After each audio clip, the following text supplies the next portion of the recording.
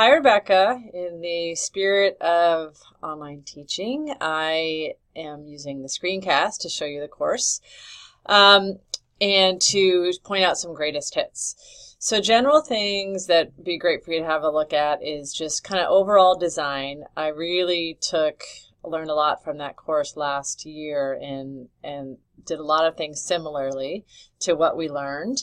For example, we have the icebreaker or the calendar, like we had the icebreaker activity, which I really love what students end up doing with that. Students I've gotten a lot of good feedback on just how easy everything is. It's easy to access. They know exactly what they need to do. And then I also really like this function here that Christine helped me with, which is all my notes and where I do all the revisions.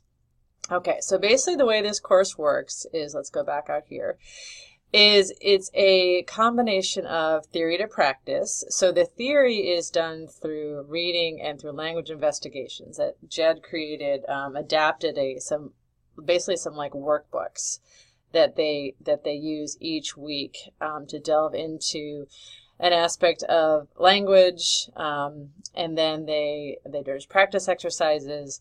And so there's that, and then there's the application to their teaching. So these are all classroom teachers. These are, half of them are doing their reading license, and half of them are doing their ESL license. And the grade levels go from grade 2 to adults in this class. So a lot of diversifying assignments that I did for them. The syllabus has the overview, in the objectives and all that kind of thing there.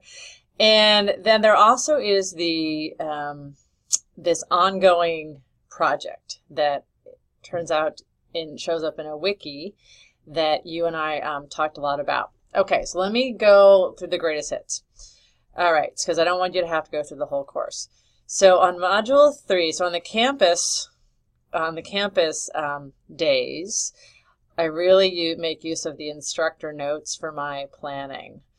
So I kind of do a draft, and then I teach, and then I revise. So this class went really well. We basically did this vandalizing text activity, which is here, where they had a piece of student writing, and then they had to change it based on the different language things they were working on. And tenor is all about the interpersonal function of language. So they had a lot of fun with this. And then they had to, here, these word walls are anchor charts where they had to make basically these big charts where how they would teach the language that they learned to their students. And then they had time to work on their own. They all had to come up with their own mentor texts, and they had to start working on those. So that's kind of an example of how I use the instructor notes, and how also I'm really working on this theory to practice. And I feel like the combination of the blended and the campus works really well for that. Okay, other greatest hits. There's always a discussion. And typically I do it in module 2. I forget what was going on. I think it might have been spring break. There was something weird going on there. So the discussion ended up in module 4. And they had a choice of readings from all of these here. And then these were the guiding questions. And there's just one in particular for you to look at. And I put this in the email too, that you can get a sense of. And this is Emily's that she started. And what I really like is one of the prompts was, what are you not buying? And she responds to this here. And here I just love what she did here. She's really critical about what we were reading about and how it's actually going to work and not work. And I love that she was brave enough to really go for that. And then she got a lot of kind of responses here, and then I weigh in as well. So I really like that there's space in the class for that. So that's an example there. The module 6 was another online one, and twice they had an opportunity to try things out in their classroom, and they had the choice if that wasn't going to work for you, there was something else to do.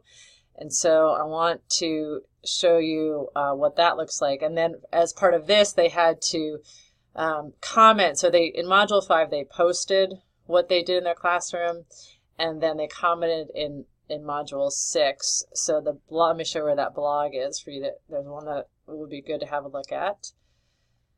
It's here that says 5.1. And have a look at what Becky did here. And she's got files here, and then the comments that her peers gave to her here.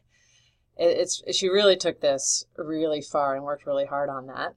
And then there also was a choice to, again, if you weren't going to do something in your classroom, and Emily, she just had it just wasn't, the right kind of, she's in Madison, and her curriculum is so tight, so she wasn't able to kind of try these things out. But anyway, so here's an option that she could do, which was going deeper into the language. So that's what she did. So again, opportunities for just making room for everybody. Okay, Module 7 is after you and I had talked about feedback, and I had been doing all individual feedback. So then in Module 7, I have some group feedback. So this is on their teaching learning cycle wikis. I have a resource I put up for them, and then questions that came up and which I answer. And then just sort of greatest hits of what they had said to the 3 groups. So the idea was they can look and see what everyone else is doing without going through all the wikis. And then I also did something similar with, they had a quiz in Module 5.